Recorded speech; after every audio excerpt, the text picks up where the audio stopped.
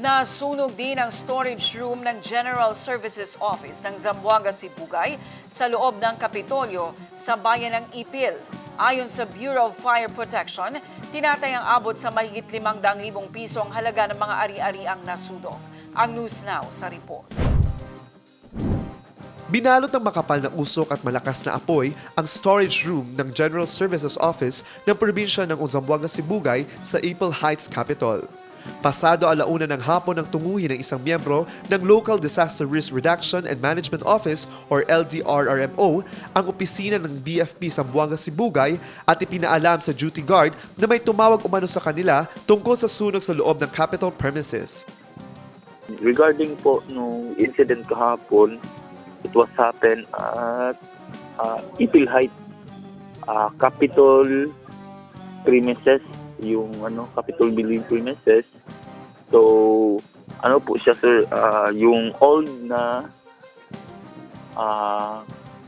storage ng General Service Office. Yun po yung nasunog kahapon.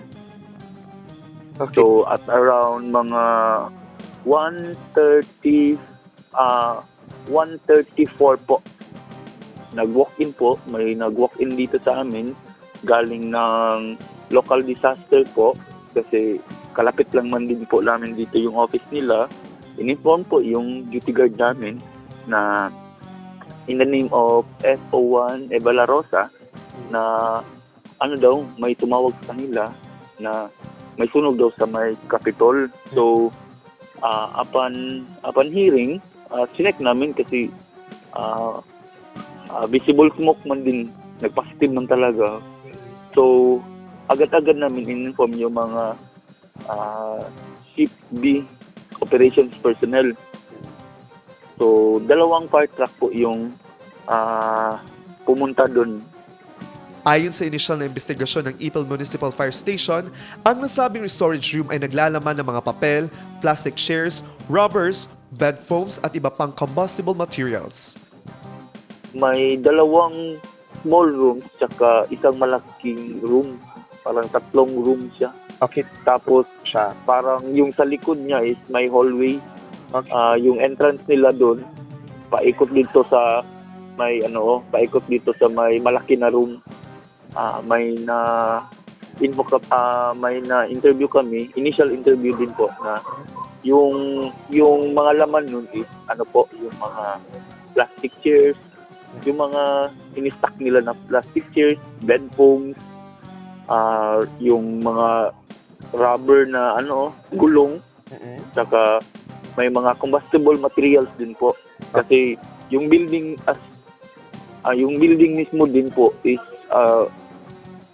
wood, made of wood, mix made of wood, tsaka concrete. So, then matagal na din po.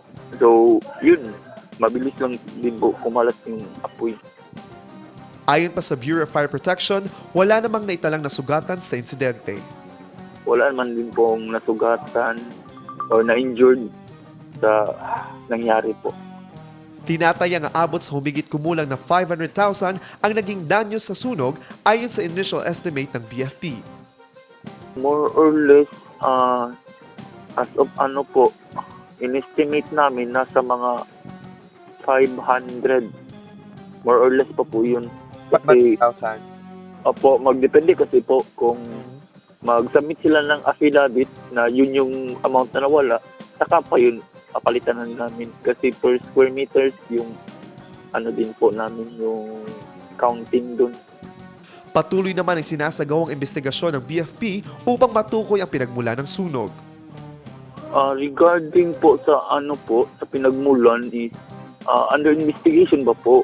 So, hinihintay po namin yung result galing po sa Fire Arson Laboratory kung may positive ba yun or negative. Yun din po yung hinihintay namin kasi as of now po, nag-submit na po kami ng evidence namin dun. So, wala pa talagang reason kasi ongoing pa din po yung investigation namin. So far po, nagagather din po kami ng mga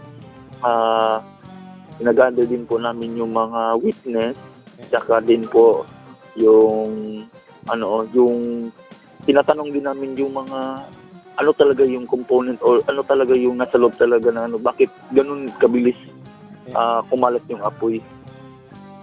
Marcus Uy, iMinds Philippines.